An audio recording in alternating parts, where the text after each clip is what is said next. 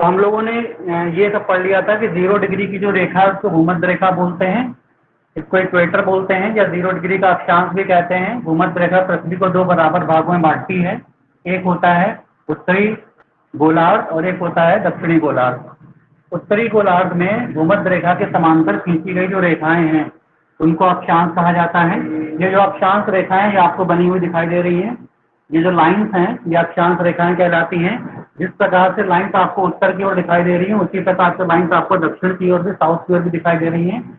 इन्हीं को हम लोग बोलते हैं उत्तरी ध्रुव और दक्षिणी ध्रुव। चलिए, कुछ हम लोगों ने डेटाबेस पे काम किया था और ये हम लोग फाइनली पढ़ रहे थे लास्ट क्लास में कि आखिरकार अक्षांश रेखाओं की संख्या कितनी होती है। ये जो डायग्राम आप देख रहे हैं ये इसी पर आधारित है।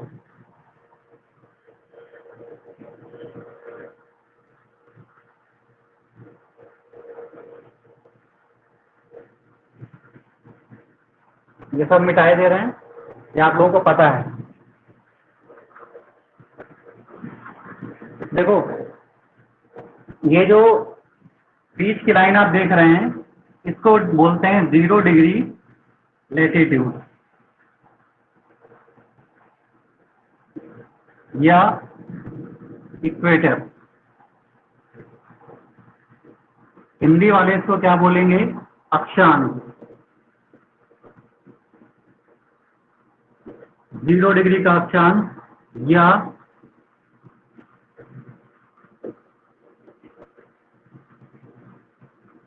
इसी को भूमध्य रेखा कहा जाता है। 0 डिग्री अक्षांश या इसी को भूमध्य रेखा कहा जाता है। चलिए, इसके बारे में कुछ हम लोग फैक्चुअल बातें करते हैं, डेटाबेस बातें करते हैं। देखिए, पॉइंट वाइज ये जो आप अक्षांश रेखा देख रहे हैं ये वाली, इसको तो भूमध्य रेखा कहते हैं। इसके अलावा जो ऊपर की ओर देख रहे हैं ये सारी अक्षांश रेखाएं हैं, और जो नीचे की ओर आप लाइंस देख रहे हैं ये भी सारी अक्षांश रेखाएं हैं। तो आखिरकार अक्षांश रेखाओं की संख्या होती कितनी है? तो जरा प्रकाश डालिए और सोचिए, अगर पहली वाली जो अक्षांश रेखा है मतलब भूमध्य रेखा, ये कितने डिग्री पर खींची हुई है? 0 डिग्री पर। और ये हम आपको लास्ट क्लास में बता चुके हैं कि आखिरकार ये 0 डिग्री पर ही क्यों होती है। इसके ऊपर वाली जो रेखा है ये जो आप देख रहे हैं ये 1 डिग्री पर है। इसके ऊपर वाली जो रेखा है जो आप देख रहे हैं वो 2 डिग्री पर है। इसके ऊपर वाली 3 डिग्री पर है। ये जो अलग अलग आप 3 रेखाएं देख रहे हैं ये हर एक डिग्री के अंतर पे खींची हुई है। इसका मतलब ये निकलता है कि जो अक्षांश रेखाएं होती हैं वो 1 डिग्री के अंतर पे खींची जाती है। मतलब प्रत्येक अक्षांश रेखा, हर एक जो लैटिट्यूड की लाइन होती है वो 1 डिग्री के अंतर पे होती है। मतलब एक अक्षांश रेखा 1 डिग्री पर होगी, अगली वाली अक्षांश रेखा फिर दूसरे डिग्री पर होगी, अगली वाली अक्षांश रेखा फिर अगले डिग्री पर होगी। ये भी कह सकते हैं कि 2 अक्षांश रेखाएं जो आप देख रहे हैं ये 3 डिग्री वाली है और ये 1 डिग्री वाली है। अगर इनके बीच में अंतर देखा जाए, यदि 3 डिग्री वाली अक्षांश रेखा और 2 डिग्री वाली अक्षांश रेखा के बीच में डिफरेंस को देखा जाए, अंतर को देखा जाए, तो देखते हैं जरा। ऊपर वाली अक्षांश रेखा है 3 डिग्री की और नीचे वाली अक्षांश रेखा है 2 डिग्री की। इन दोनों को अगर हम अंतर लें, माइनस करें, तो इनके बीच का अंतर आता है 1 डिग्री। और ये जो अंतर आया है, डिफरेंस जो आया है वो डिग्री में है। इसका क्या अर्थ है कि जो 2 अक्षांश रेखाएं होती हैं पास पास वाली, नजदीक नजदीक वाली की बात कर रहे हैं हम, दूरी की बात नहीं कर रहे हैं। 2 परस्पर बगल वाली जो अक्षांश रेखाएं होती हैं इनके बीच में जो डिग्री में अंतर होता है वो कितने डिग्री का होता है? 1 डिग्री का। इसका मतलब ये है कि अगर 2 और 1 जो अक्षांश रेखा है, 2 डिग्री वाली और 1 डिग्री वाली, अगर इनके बीच में भी अंतर देखा जाएगा तो वो भी 1 ही डिग्री का आएगा, क्योंकि 2 - 1 1 डिग्री होता है।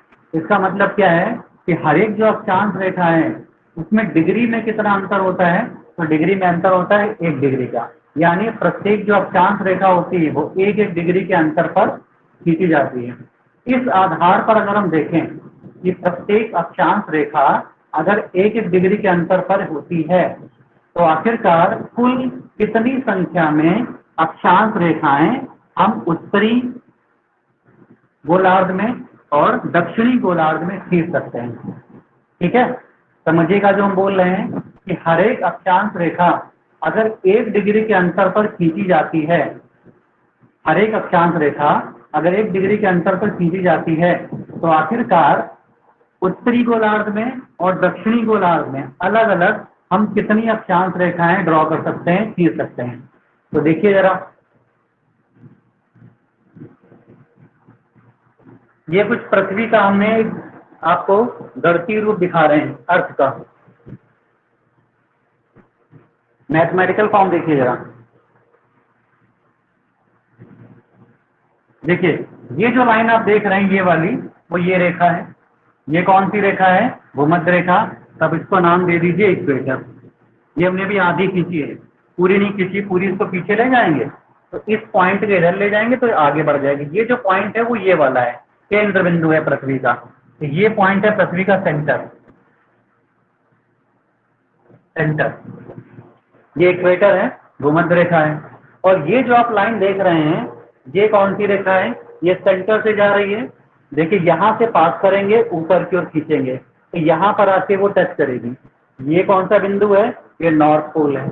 यानी सेंटर से गए हैं और कहाँ तक लाइन खींची है? नॉर्थ पोल तक।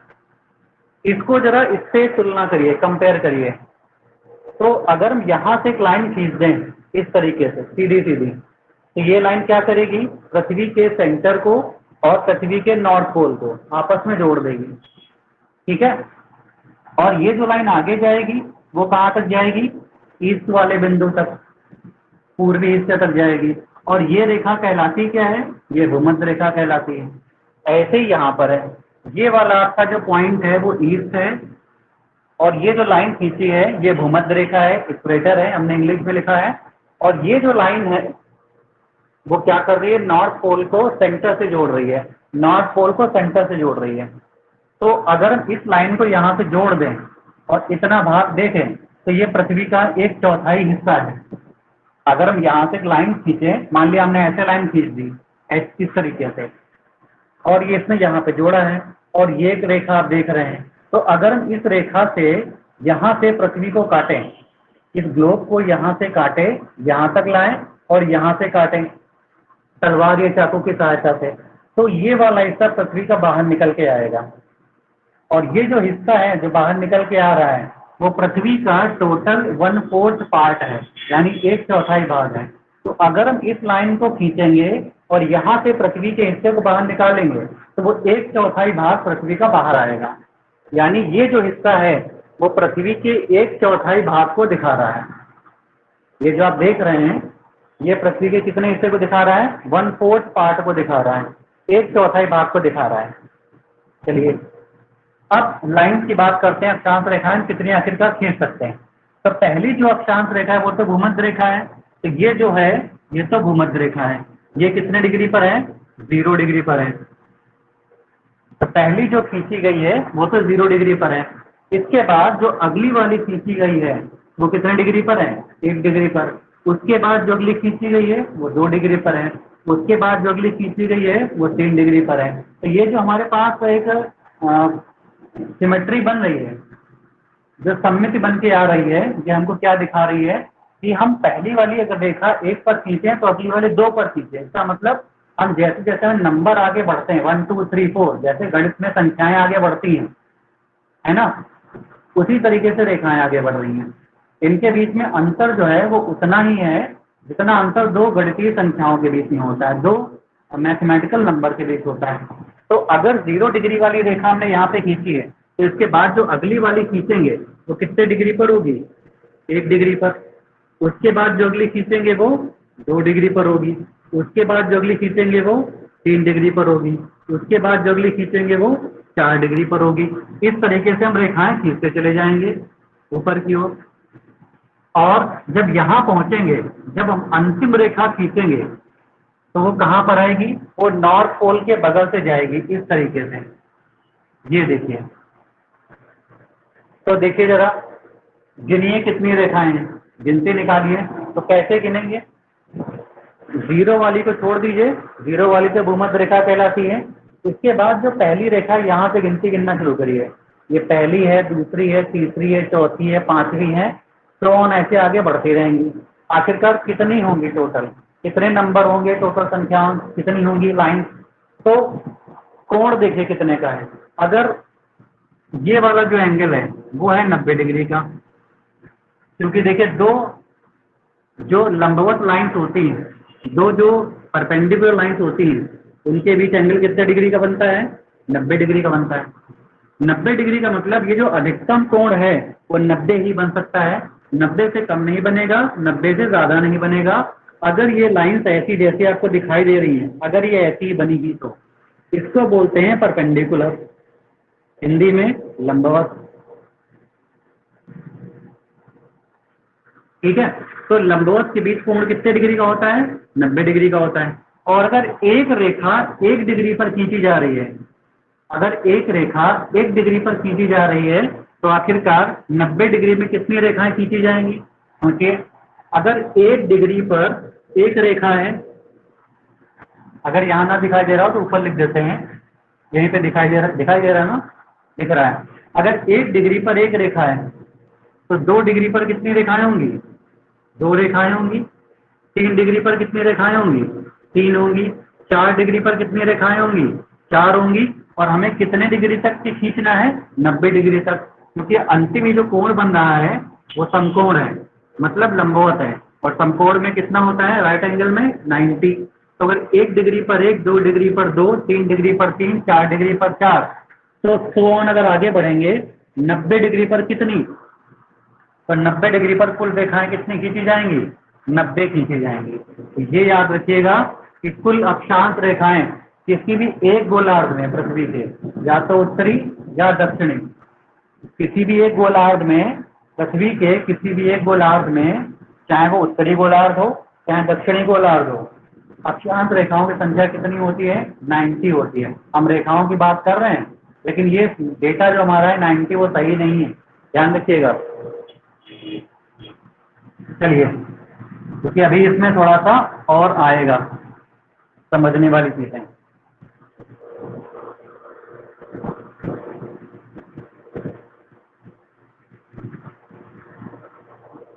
तो पॉइंट क्या है? उत्तरी ध्रुव, उत्तरी गोलार्ध में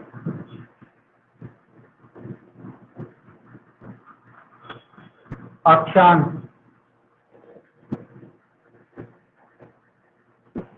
की संख्या, देखिए अक्षांश की संख्या कितनी होती है? 90। कुल कितनी होती है? 90 होती है उत्तरी गोलार्ध में। इसमें क्या शामिल नहीं है, हमने क्या छोड़ दिया है, ये भी ध्यान दीजिए। हमने भूमध्य रेखा को काउंट नहीं किया है, तो हमने इसको छोड़ दिया है। तो आप इसको बिना गिने हुए पढ़ेंगे। भूमध्य रेखा को आप काउंट नहीं करेंगे, आप सिर्फ काउंट करेंगे बाकी भूमध्य रेखा के अलावा बाकी सभी रेखाओं को। तो आप लिख लीजिए भूमध्य रेखा यानी इक्वेटर को छोड़कर, ये पॉइंट है। उत्तरी गोलार्ध में अक्षांश की संख्या कितनी है? 90 है। इसमें क्या शामिल नहीं है? भूमध्य रेखा शामिल नहीं है। चलिए, अब ये भूमध्य रेखा है, ये क्या कर रही है? ये पृथ्वी को 2 बराबर भागों में बांट रही है, इक्वल पार्ट में बांट रही है। मतलब जितना हिस्सा यहाँ पर है उत्तरी हिस्से में, उत्तरी गोलार्ध में, उतना ही पृथ्वी का हिस्सा दक्षिणी गोलार्ध में भी है। तो अगर उत्तरी गोलार्ध में अक्षांश रेखाओं की संख्या 90 है, तो दक्षिणी गोलार्ध में अक्षांश कितनी होंगी? वहां भी 90 ही होंगी।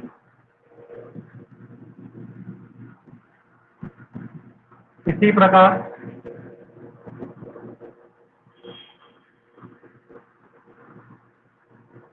दक्षिणी गोलार्ध में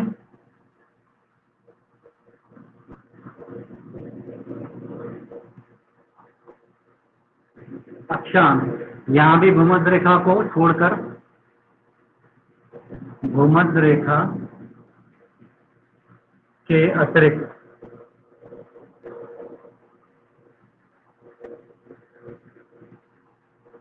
कितनी है? 90। तो अब आप सोचिए जरा, 90 यहाँ पर है उत्तरी गोलार्ध में और 90 यहाँ पर है, इसमें क्या शामिल है और क्या शामिल नहीं है, ये भी ध्यान रखिएगा। जरूरी नहीं है कि कोई किसी भी क्वेश्चन में यूपीएससी के प्रीलिम में या पीसीएस के किसी भी स्टेट के पीसीएस के प्रीलिम में आपसे ना पूछा जाए। आप ये सोचेंगे कि हो सकता है बड़ा बेसिक सा चीज़ है ये, 90 कहाँ पूछेंगे, लेकिन वो पूछ सकते हैं। और जब वो पूछेंगे इसको तो सीधे नहीं पूछेंगे, आप वो कैसे पूछ सकते हैं उस पर जरा ध्यान दीजिए। उत्तरी गोलार्ध में अक्षांश रेखाओं की संख्या कितनी है? 90। दक्षिणी गोलार्ध में अक्षांश रेखाओं की संख्या कितनी है? 90। अब इसमें क्या शामिल है और क्या शामिल नहीं है, इस पर बहुत जोर देने वाली चीज है। क्या शामिल है? इन 90 रेखाओं में कौन कौन सी रेखाएं शामिल हैं और इन 90 रेखाओं में कौन कौन सी रेखाएं शामिल नहीं हैं, इस पर ध्यान देना है। क्योंकि जब आप पढ़ते होंगे इसको तो 90 आप याद कर लेंगे, बिल्कुल दिमाग बिठा लेंगे कि 90 ऊपर 90 नीचे 180 हो गया, काम खत्म। लेकिन जो छुपी हुई चीजें हैं उसको आप नहीं पढ़ेंगे, उसको आप याद नहीं करेंगे और यूपीएससी वहीं से सवाल निकालेगा और आपको फंसा देगा। इसमें 90 इधर है और 90 इधर है, तो क्या शामिल है और क्या शामिल नहीं है? शामिल क्या है? सभी अक्षांश रेखाएं शामिल हैं, सभी अक्षांश रेखाएं शामिल हैं। छोड़ा किसको गया है? सिर्फ भूमध्य रेखा को। तो पहला तो आप देखिए डेटा यहां से निकाल लीजिए कि इन 90 रेखाओं में ध्रुव शामिल है। ध्रुव को हमने काउंट किया है ना, तभी तो 90 हुई है। तो ध्रुव शामिल है और भूमध्य रेखा शामिल नहीं है। ठीक है, तो चलिए, तो टोटल कितनी हो गई कुल अक्षांश? कितने हो गया? 90 प्लस 90 कितना हो गया? 180। अब आप सोचेंगे कि इस ग्लोब में टोटल अक्षांश रेखाओं की संख्या दक्षिणी ध्रुव से लेकर के और उत्तरी ध्रुव तक या नॉर्थ पोल से लेकर के साउथ पोल तक टोटल 180 है, 180 है। इस 180 में भूमध्य रेखा शामिल नहीं है ना? तो अगर आप भूमध्य रेखा को शामिल कर लेते हैं तो 181 हो जाएगी, क्योंकि ये भी ऐड हो जाएगी। ठीक, तो जैसे से डेटा आता जाएगा आप याद रखते जाइएगा। भूमध्य रेखा के साथ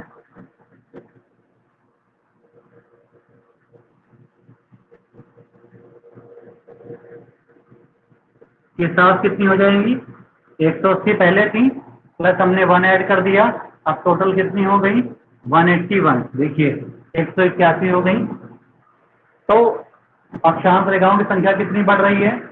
टोटल हो गई 181। 181 में क्या क्या शामिल है? दोनों ध्रुव शामिल हैं, भूमध्य रेखा भी शामिल है और बाकी सभी अक्षांश रेखाएं शामिल नहीं है। ठीक है, तो ये डेटा आप नोट कर लीजिए, इसको आगे बढ़ाते हैं।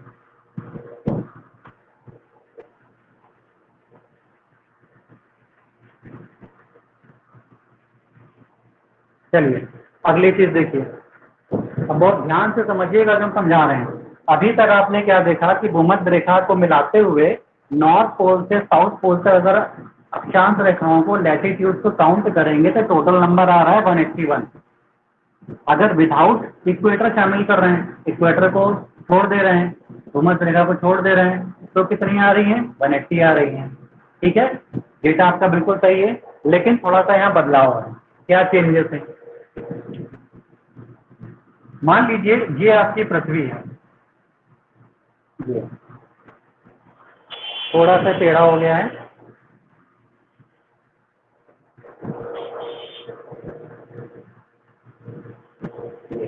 ये आपकी पृथ्वी है।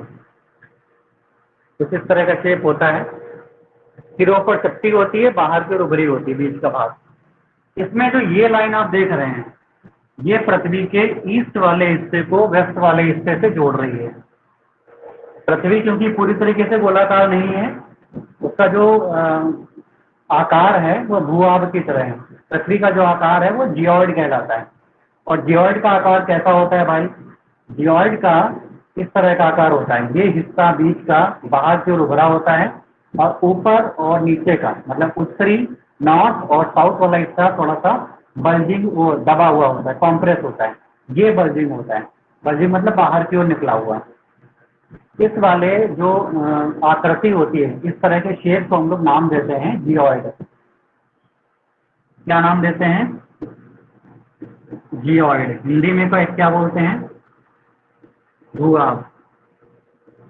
तो अगर आपसे कोई पूछता है कि पृथ्वी का आकार कैसा है, तो पृथ्वी का आकार कैसा है, जियोइड की तरह, भूभाग की तरह। पृथ्वी पूरी तरीके से गोलाकार नहीं है, तो ये होता है जियोइड का, कुछ कुछ ऐसा होता है। ये है आपका इक्वेटर। अब आप देखिए, इक्वेटर से आप जैसे जैसे नॉर्थ पोल की तरफ बढ़ेंगे और इन लैटिट्यूड्स को ड्रॉ करते जाएंगे, अक्षांश रेखाओं को खींचते जाएंगे, तो देखिए क्या बदलाव आपको नजर आ रहे हैं। ये आपका है भूमध्य रेखा, दिखाई दे रही होगी, ध्यान से देखिए। ये है भूमध्य रेखा, इसको हमने खींचा। भूमध्य रेखा क्या करती है, पृथ्वी के ईस्ट वाले हिस्से को वेस्ट वाले हिस्से से जोड़ देती है। अब जैसे इसको हमने खींचा और इसके बाद हम चल रहे हैं नॉर्थ पोल की तरफ। यहाँ पर हमारा क्या है, नॉर्थ पोल है, ये नॉर्थ पोल है। तो जब हम इक्वेटर से नॉर्थ पोल की तरफ चल रहे हैं, भूमध्य रेखा से उत्तरी ध्रुव की ओर चल रहे हैं, और हम बारी बारी से अक्षांश रेखाएं खींचते जा रहे हैं, तो हम क्या देख रहे हैं कि जैसे जैसे हम इक्वेटर से नॉर्थ पोल की ओर जाते जा रहे हैं, वैसे वैसे अक्षांश रेखाओं की जो लंबाई है, लेंथ, देखिए ये वाली लेंथ होती है, यहाँ से लेके यहाँ तक ये लेंथ है, यहाँ से लेके यहाँ तक, इसको लेंथ बोलते हैं। ये लंबाई है वो छोटी होती जा रही है। फिर से समझिए हम क्या कह रहे हैं। जैसे जैसे हम इक्वेटर से नॉर्थ पोल की ओर जा रहे हैं, नॉर्थ पोल की ओर जाएं या साउथ पोल की ओर जाएं, बात एक ही है। तो जैसे जैसे हम इक्वेटर से नॉर्थ पोल की ओर जा रहे हैं, वैसे वैसे जो लैटिट्यूड की लेंथ है, यानी अक्षांश रेखाओं की जो लंबाई है, वो छोटी होती जा रही है। यानी सबसे लंबी जो हमने रेखा यहाँ पर अक्षांश ड्रॉ की है, खींची है, वो कौन सी है, भूमध्य रेखा है। और उसके बाद जो अगली वाली खींची है, वो कितने डिग्री पर होगी, 1 डिग्री पर होगी, अगली वाली 2 डिग्री पर होगी, अगली वाली 3 डिग्री पर होगी। ऐसे ऐसे हम 90 रेखाएं खींच लेंगे ऊपर तक, ठीक है। अब जो ये इक्वेटर वाली रेखा है, ये सबसे लंबी है।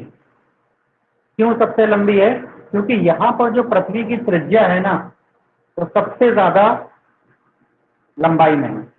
पृथ्वी जो है वो भूमध्य रेखा मतलब बीचों बीच में सबसे ज्यादा लंबी है, और जैसे जैसे ऊपर की ओर चलते जाते हैं, वैसे वैसे पृथ्वी जो है वो इस तरीके से गुब्बारे की तरह छोटी होती जाती है। तो यहाँ देखिए, तो पहली वाली जो रेखा है, फर्स्ट वाली 1 डिग्री वाली अक्षांश रेखा, वो भूमध्य रेखा से लंबाई में छोटी होगी, ठीक है, दिखाई भी दे रहा है। क्यों छोटी है, पृथ्वी के आकार की वजह से, due to the size of earth. ये ध्यान रखिएगा, छोटी है। 102 तक यहाँ से निकल के आ रहे हैं, 2 फैक्ट निकल के आ रहे हैं। पहला, भूमध्य रेखा से 1 डिग्री वाली जो अक्षांश रेखा है वो छोटी है, पहली चीज ये। और अगर छोटी है तो क्यों छोटी है भाई, क्योंकि पृथ्वी का आकार ऐसा है, साइज ऑफ अर्थ ऐसा है, सॉरी शेप ऑफ अर्थ ऐसा है। अब जो 2 डिग्री वाली रेखा है, 2 डिग्री वाली जो रेखा है वो 1 डिग्री वाली रेखा से लंबाई में छोटी होगी। इसी प्रकार जो 3 डिग्री वाली रेखा है वो 2 डिग्री वाली से छोटी होगी। तो जैसे जैसे हम ऊपर बढ़ते जा रहे हैं, जैसे जैसे हम ऊपर बढ़ते जा रहे हैं, वैसे वैसे हम क्या देख रहे हैं कि जो ऊपर वाली रेखा है, हाई लैटिट्यूड वाली रेखा, जो उच्च अक्षांश वाली रेखा है, वो अपने से नीचे वाली रेखा से लंबाई में छोटी है, ठीक है। मतलब जो जितनी ऊपर होगी जो रेखा, जो अक्षांश रेखा जितनी ज्यादा ध्रुव के नजदीक होगी, जितनी ज्यादा ध्रुव के नजदीक होगी, वो लंबाई में उतनी ही छोटी होगी। और जो रेखा जितनी ज्यादा भूमध्य रेखा के नजदीक होगी, जो रेखा मतलब जो अक्षांश रेखा जितनी ज्यादा भूमध्य रेखा के नजदीक होगी, वो उतनी ही लंबाई में ज्यादा होगी, ठीक है। देखिए आपके यहाँ यूपीएससी में फूट वाले क्वेश्चन आते हैं, कथन कारण वाले। एक कथन दिया होता है, कारण दिया होता है, या सही गलत करने वाले आते हैं। उसमें से ये जो लाइन हम बोल रहे हैं ना, ये क्वेश्चन बन सकता है। तो क्वेश्चन बनाने के लिए जरूरी नहीं कि वो किताब से बनाए, हम लाइन के अंदर से लाइन निकाल सकते हैं। तो आप ध्यान रखिएगा, हम क्या कह रहे हैं कि भूमध्य रेखा से जैसे जैसे हम ध्रुव की ओर चलते हैं, भूमध्य रेखा से जैसे जैसे हम ध्रुव की ओर चलते हैं, वैसे वैसे अक्षांश रेखाओं की लंबाई कम होती जाती है। और सबसे ज्यादा छोटी जो भूमध्य रेखा के अलावा जो सबसे ज्यादा छोटी अक्षांश रेखा होगी, वो कौन सी होगी, सबसे ऊपर वाली होगी, जो नॉर्थ पोल के सबसे ज्यादा नजदीक होगी। और सबसे लंबी कौन सी होगी रेखा, जो हमारी इक्वेटर के सबसे नजदीक होगी। इक्वेटर के सबसे नजदीक कौन सी? इक्वेटर ही तो है। तो सबसे लंबी रेखा कौन सी होगी अक्षांश? इक्वेटर खुद होगी। ठीक है, जरा इसको भी समझिएगा, डायग्राम में हम आपको समझाते हैं। देखिए, मान लीजिए ये आपकी भूमध्य रेखा है, इक्वेटर है, ये सबसे लंबी है। इसने क्या किया है? पूर्वी हिस्से को पश्चिमी हिस्से से जोड़ दिया है। इसके बाद वाली जो खींचेंगे वो कुछ इससे लंबाई में छोटी होगी, वो 1 डिग्री वाली है।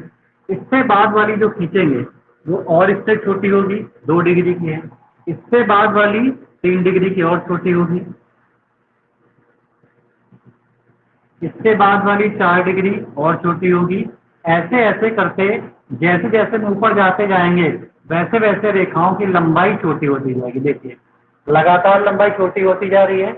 और जब हम रेखाओं को खींचते खींचते, जब हम इन लाइंस को ड्रॉ करते करते और बिल्कुल ध्रुव के नजदीक पहुंच जाएंगे, या कह लीजिए नॉर्थ पोल पे पहुंच जाएंगे, बिल्कुल ध्रुव के नजदीक पहुंच जाएंगे या नॉर्थ पोल पे पहुंच जाएंगे, तो जो लंबाई है ना वो इतनी ज्यादा छोटी हो जाएगी कि वो एक रेखा ना हो करके बल्कि एक पॉइंट हो जाएगी। इस लाइन को, इस फैक्ट को दोबारा सुनिए। जब हम भूमध्य रेखा से और नॉर्थ पोल की ओर अक्षांश रेखाओं को खींचते जाते हैं, इक्वेटर के बाद से चल के नॉर्थ पोल तक जाते हुए लैटिट्यूडल लाइंस को खींचते जाते हैं, यानी अक्षांश रेखाओं को ड्रॉ करते जाते हैं, तो हम क्या देखते हैं कि इनकी जो लेंथ है आपस में वो छोटी होती जाती है, जैसा आपको दिख रहा है। और छोटी होती होती होती होती ये एक समय ऐसा आता है कि लाइन जो है वो इतनी छोटी हो जाती है कि वो एक लाइन ना रह करके बल्कि एक पॉइंट बन जाती है, एक बिंदु बन जाती है। उसी पॉइंट को, उसी बिंदु को हम लोग नाम दे देते हैं नॉर्थ पोल, उत्तरी ध्रुव।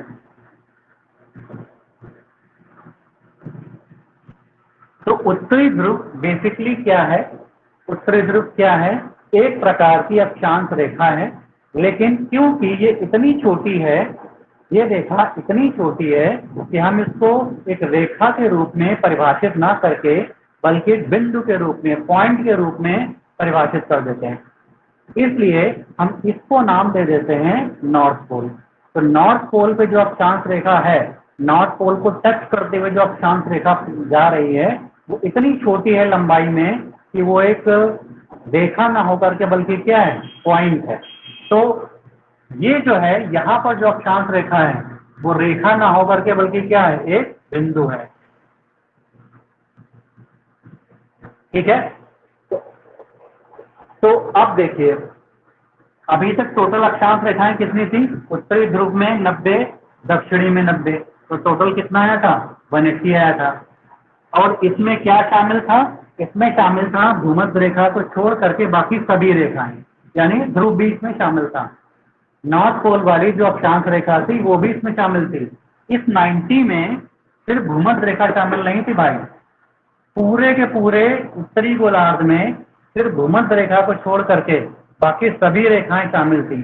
और साथ साथ में क्या शामिल था इस 90 में? इस 90 में शामिल था नॉर्थ पोल की अक्षांश रेखा भी। लेकिन अभी हमने क्या पढ़ा कि जो नॉर्थ पोल की अक्षांश रेखा है वो एक लाइन ना हो करके, एक रेखा ना हो करके बल्कि क्या है? पॉइंट है। तो अगर वो पॉइंट है तो इसको हम अक्षांश रेखा थोड़ी ना कहेंगे। अगर यहाँ पर पॉइंट है तो रेखा थोड़ी ना कहेंगे। रेखा में क्या होता है? 2 पॉइंट होते हैं, उनके बीच की कुछ लेंथ होनी चाहिए। लेकिन अगर इन दोनों पॉइंट को आपस में, मार्कर को ऐसे दबाएं, हम कॉम्प्रेस करें और इस तरीके से दबाएं कि ये वाला हिस्सा इससे जाके चिपक जाए, तो आप क्या कहेंगे कि ये मार्कर जो लंबाई में था वो अब एक पॉइंट के रूप में हमको दिखाई देने लगा। तो अब क्या हम इसको रेखा कह सकते हैं? नहीं कह सकते।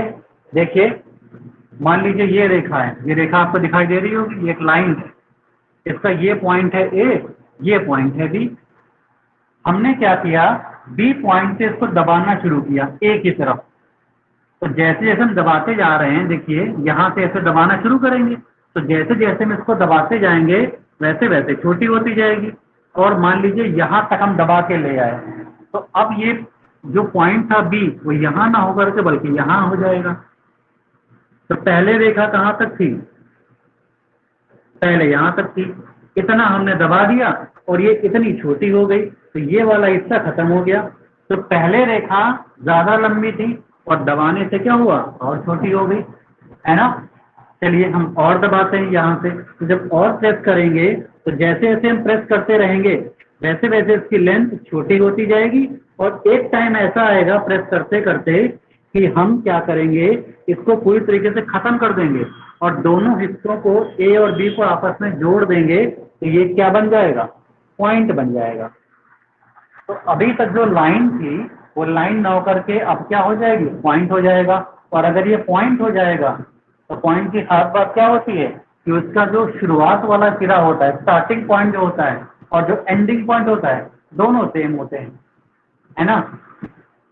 पॉइंट की खास बात यही होती है कि उसका स्टार्टिंग वाला सिरा एंड और खत्म वाला सिरा दोनों सेम हो जाते हैं। तो हम पता नहीं लगा पाते हैं कि कहाँ से शुरू हुआ है कहाँ से खत्म हुआ है। तो क्या हम इसको लाइन नाम दे सकते हैं, क्या हम इस पॉइंट को लाइन कह सकते हैं, नहीं कह सकते। इसको हम क्या नाम देंगे, इसको नाम देते हैं हम लोग पॉइंट, बिंदु।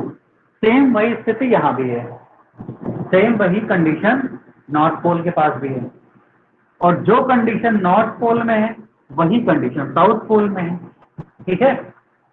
तो क्योंकि 90 टोटल अक्षांश रेखाएं थी अभी उत्तरी गोलार्ध में, और इसमें क्या नहीं शामिल था, भूमध्य रेखा शामिल नहीं थी, और क्या शामिल था, नॉर्थ पोल शामिल था। लेकिन क्योंकि अभी हम लोगों ने प्रूफ किया है, साबित किया है कि जो उत्तरी ध्रुव है पृथ्वी का वो एक रेखा ना हो करके बल्कि क्या है, पॉइंट है, ठीक है। तो अगर वो रेखा नहीं है तो यहाँ पर 90 थोड़ी ना होगा, 90 में से एक रेखा हम कम कर देंगे, है ना। चलिए समझ गए होंगे शायद। तो ये जो 90 है इसमें से हम क्या कर देंगे, एक कम कर देंगे, तो कितनी हो गई, 89। देखिए ये डेटा याद रखिएगा। तो पृथ्वी के उत्तरी गोलार्ध में, यानी पृथ्वी के जो नॉर्दर्न हेमिस्फीयर है उसमें भूमध्य रेखा को छोड़ करके टोटल लैटिट्यूड की जो लाइंस हैं, टोटल अक्षांश रेखाओं की जो संख्या है, हम रेखाओं की बात कर रहे हैं, वो कितनी है, 89, 89, 90 नहीं है। 90 क्यों नहीं है, 90 होता अगर ये उत्तरी ध्रुव न होकर के बल्कि एक रेखा के रूप में होता तो, ठीक है। अब क्योंकि यहाँ पे लाइन नहीं है, पॉइंट है, तो इसमें से 90 था, इसमें से एक और कम कर देंगे, तो कितना आ जाएगा, 89। अब ये जो 89 है वो किस तरफ है, वो उत्तरी गोलार्ध में है। तो दक्षिणी गोलार्ध की स्थिति क्या है, अगर उत्तरी गोलार्ध में टोटल लैटिट्यूड की लाइन कितनी है, 89 है। अगर उत्तरी गोलार्ध में टोटल लैटिट्यूड की लाइन कितनी है, टोटल अक्षांश रेखाएं कितनी है, तो 89 है। तो दक्षिणी गोलार्ध में फिर कितनी है, यह भी तो देख लें, क्योंकि दोनों गोलार्धों को मिला के पृथ्वी बनी है ना, आगे से पृथ्वी थोड़ी ना बनी है। जब इतना काउंट कर ले, खुश हो जाए कि लो हमने पूरी पृथ्वी की अक्षांश रेखा निकाल ली, ये तो बेईमानी हो जाएगी। ये वाला आधा हिस्सा कहेगा हमारे तुम भेदभाव काहे कर रहे हो, है ना। तो हमारे संविधान ने भेदभाव तो दिया नहीं है, तो हम क्या करेंगे, दोनों को साथ लेके चलेंगे। अब दक्षिणी में जरा देखिए, सोचिए जरा कि जो आकार पृथ्वी का उत्तरी गोलार्ध में है, जो आकार, जो शेप पृथ्वी का उत्तरी गोलार्ध में है, क्या वही आकार पृथ्वी का दक्षिणी गोलार्ध में है, तो इसका जवाब है हाँ। पृथ्वी का आकार दोनों गोलार्धों में समान है, मतलब इस तरीके से है। तो ये वाला जो आधा हिस्सा आप देख रहे हैं ऊपर का, ये भूमध्य रेखा है, ये देख रहे होंगे। तो यहाँ से ऊपर की ओर जो हिस्सा आप देख रहे हैं इसको उत्तरी गोलार्ध कह लीजिए, और यहाँ से लेकर यहाँ तक का जो हिस्सा है इसको आप दक्षिणी गोलार्ध कह लीजिए। तो ये वाला हिस्सा बाहर निकला है, तो ये उत्तरी गोलार्ध है, ये वाला हिस्सा, और ये दक्षिणी गोलार्ध है। तो जैसी साइज, जैसा पृथ्वी का आकार उत्तरी गोलार्ध में है, वैसा ही पृथ्वी का आकार कहाँ है, दक्षिणी गोलार्ध में है। तो जो सारी कंडीशन यहाँ पर जितनी लाइंस बनाई जाएंगी उतनी लाइन दक्षिणी गोलार्ध में भी होंगी, है ना। क्यों है ऐसा, क्योंकि पृथ्वी का आकार उत्तरी गोलार्ध और दक्षिणी गोलार्ध, नॉर्दर्न हेमिस्फीयर और साउदर्न हेमिस्फीयर दोनों में कैसा है, सेम है, बराबर है। इक्वल है, देयरफॉर इक्वल नहीं सेम है, ठीक है, समान है। तो क्या है, अगर यहां पर लाइंस हैं, है ना, 89, तो यहां पर भी कितनी होंगी, 89 ही होंगी। वही चीज आ गई। जो जैसे मान लीजिए आप इक्वेटर से शुरू करिए और नॉर्थ पोल की ओर ना जा करके आप साउथ पोल की ओर जाइए, दक्षिणी ध्रुव की ओर जाइए। चलिए आप कंफ्यूज हो रहे होंगे, मैं इसको थोड़ा उल्टा बना के दिखाते हैं आपको। देखिए ये है भूमध्य रेखा, ये वाली। यहां से किधर चलेंगे अब की बार, साउथ पोल की ओर चलेंगे। साउथ पोल का मतलब नीचे की ओर चलेंगे। तो नीचे की ओर चलेंगे तो अगली वाली जो रेखा होगी वो इससे छोटी होगी, अगली वाली और छोटी, अगली वाली और छोटी, अगली वाली और छोटी, ऐसे छोटी होती होती होती होती फिर से एक पॉइंट बन जाएगा। ये देखिए फिर से पॉइंट बन गया। ये जो पॉइंट है ये हमारा क्या कहलाएगा, साउथ पोल यानी दक्षिणी ध्रुव। अब दक्षिणी ध्रुव क्योंकि रेखा ना होकर के फिर से एक पॉइंट है, तो टोटल रेखाएं कितनी थी, 90 थी। तो एक हमने निकाल दी, कौन से निकाल दी, साउथ पोल वाली। एक निकाल दिया, क्यों निकाल दिया, एक हमने क्यों निकाल दिया इसमें से 90 में से, क्योंकि ये जो एक रेखा है वो रेखा ना होकर के बल्कि क्या है, एक पॉइंट है। तो हमने यहाँ से एक निकाल दिया, तो यहाँ कितना बचा, 89। यानी दक्षिणी ध्रुव में, सॉरी दक्षिणी गोलार्ध में भी टोटल रेखाएं कितनी हो गई, 89 हो गई। ठीक है, हमारे ख्याल से ये जो हमने आपको समझाया है कि पहले 90 थी, 90 से 89 क्यों हुई, ये आपको समझ आ गया होगा दोनों गोलार्धों में। और 181 कैसे होती है ये भी आप समझ गए होंगे। तो हर एक डेटा को समझते हुए चलिएगा, क्योंकि कंफ्यूजन यहीं से होता है। जो चीज़ें आपको आती हैं उसमें भी कंफ्यूज करने के ट्रिक यूपीएससी के पास है। तो बहुत ध्यान से बारीकी से हर एक चीज क्लियर करते हुए चलिए कि अगर हम कोई डेटा पढ़ रहे हैं तो 89 है तो 89 क्यों है, इसमें क्या शामिल है और क्या शामिल नहीं है।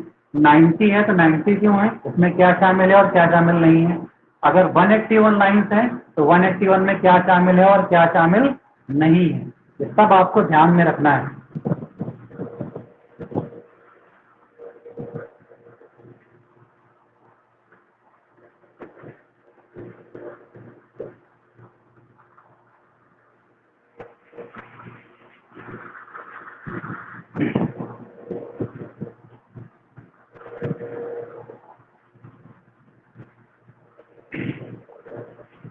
चलिए तो अब टोटल रेखाओं की संख्या जरा देखिए। नाउ अब कितनी बची, नॉर्थ पोल में, नॉर्थ हेमिस्फीयर में यानी दक्षिणी गोलार्ध में, और इधर साउथ हेमिस्फीयर यानी सॉरी उत्तरी गोलार्ध में यानी दक्षिणी गोलार्ध में। कुल संख्याओं की संख्या, कुल अक्षांश रेखाओं की संख्या कितनी थी, तो देखिए 90 यहां पर थी और 90 यहां पर थी। ठीक है, इसमें क्या शामिल था, इन 90 में शामिल था दोनों ध्रुव। इसमें क्या शामिल थे, दोनों ध्रुव के साथ। ठीक है, तो दोनों ध्रुव के साथ दोनों गोलार्धों में कितनी थी, 99 थी। अब क्योंकि एक जो है ये वाला रेखा ना होकर के बल्कि एक बिंदु है, ये जो आप देख रहे हैं साउथ पोल में, ये भी रेखा ना हो करके बल्कि एक बिंदु है। तो दो हम निकाल देंगे, एक यहाँ से माइनस कर देंगे और एक यहाँ से माइनस कर देंगे। दो भी तो माइनस होंगे भाई, एक तो होगा नहीं, क्योंकि दोनों गोलार्धों को मिला के पृथ्वी बनी है ना। तो हम एक के संग भेदभाव क्यों करेंगे, हम सिर्फ इसको पढ़ लेंगे, इसको काउंट कर लेंगे, इसको छोड़ देंगे तो ये बेचारा परेशान होगा हमारे संग भेदभाव क्यों किया है। इसने भी संविधान पढ़ा है, आगे चल के ये भी लगा देगा अपना जाके रिट सुप्रीम कोर्ट में, लेकिन हमारे संग भेदभाव काहे किया, है ना। तो आप भेदभाव मत करिए, दोनों को शामिल करिए। तो एक रेखा आप यहाँ से निकाल दीजिए, एक रेखा आप यहाँ से निकाल दीजिए। देखिए तो टोटल अक्षांश कितने थे?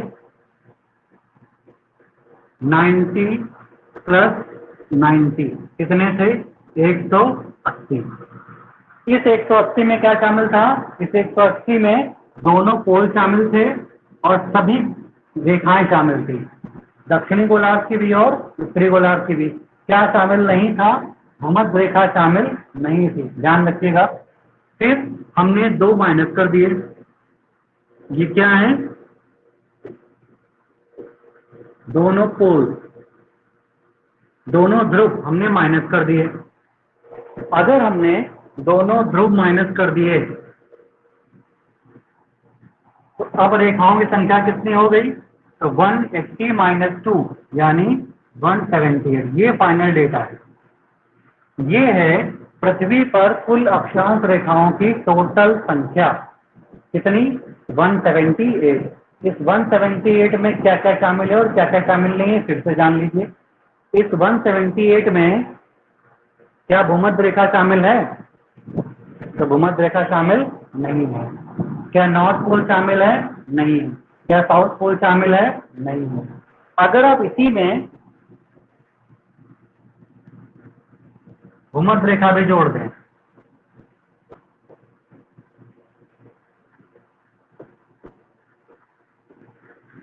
तो भूमध्य रेखा के साथ कितनी हो जाएंगी टोटल?